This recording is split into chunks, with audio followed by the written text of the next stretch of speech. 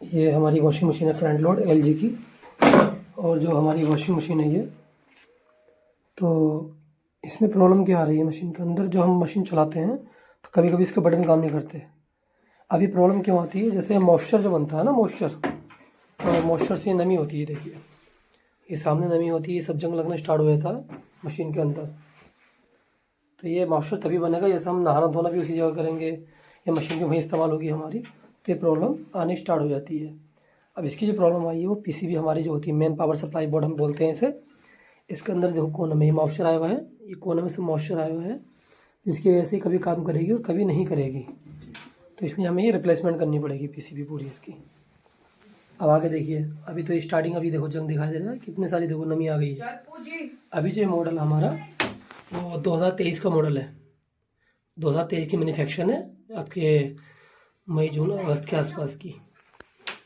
तो इसलिए अभी ये प्रॉब्लम शुरू हो गई है। ये फ्रंट हमारे 9.5 किलो की वॉशिंग मशीन है, तो ये प्रॉब्लम स्टार्ट हो चुकी है। अभी आपको बताते हैं, देखो इसकी मशीन चेंज करने के बाद हमारी वॉशिंग मशीन में जो प्रेशर सेंसर होता है ना ये, तो ये कुछ PSI का होता है, जैसे कि हमारा 2620 कंप्लीट नंबर जो होता है 907 का सेंसर लगता है, और ये हमारी पीसीबी के होते हैं। अब जो पीसीबी होती है इसके अंदर क्या क्या आता है, जैसे कॉटन हो गया, कॉटन प्लस हो गया, मिक्स फेवरेट हो गया, easy care, silent wash, allergy care, ये किसी मरीज या पेशेंट्स के कपड़े हैं, baby care, delicates, hand woollens, sport wear, cube 30 जो होती है हमारी जैसे सेमी ऑटोमेटिक मशीन होती है, उसके अंदर हम क्या करते हैं मशीन को कि कम गंदे कपड़े, जैसे वन डे यूज़ या किसी शादी या फंक्शंस में कपड़ा ट्राई किए तो उसके लिए हम लगा सकते हैं। डुवेट, ग्लव्स और तकिए जो होते हैं, जैसे टॉवल्स वगैरह होती हैं, उसके लिए लगाया जाता है। तो ये सब चीज़ जो है ना, ये मॉइस्चर, ये जितना मॉइस्चर देख रहे हो आप, ये कभी भी मशीन को रखें, खुले में रखें, और कभी भी इसमें हर बार 30 वॉशिंग में क्लीनिंग करनी चाहिए मशीन के अंदर।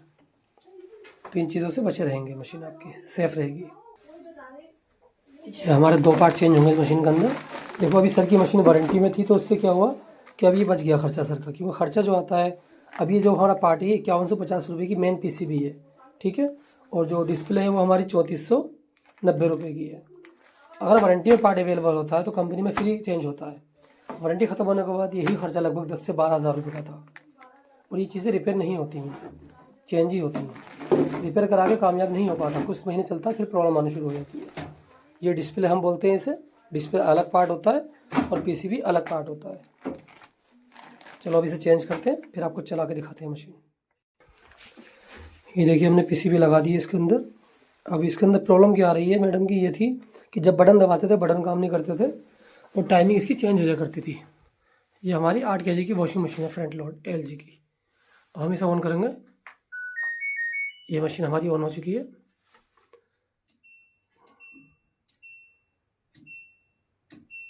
बटन भी ठीक काम करने लगे।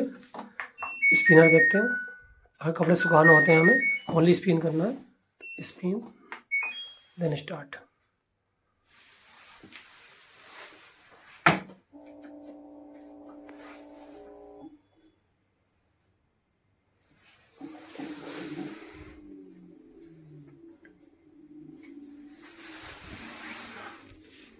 ये रोटेशन लेना शुरू कर दिया मशीन ने, यानी कि पार्ट हमारे कामयाब हो चुके हैं। तो इस चीज़ का ध्यान देना, कभी भी प्रॉब्लम आती है तो खुद लोकल रिपेयर मत करवाना, कंपनी कॉल करना, किसी भी ब्रांड का आपका प्रोडक्ट हो, चाहे सैमसंग, हायर, एलजी, कुछ भी हो, क्योंकि उसका एक एक पार्ट कॉस्टली होता है। और लोकल में लोग रिपेयर नहीं करते, जंपर जो होते हैं उस टाइप का मार देते हैं, तो इसलिए प्रॉब्लम आती है।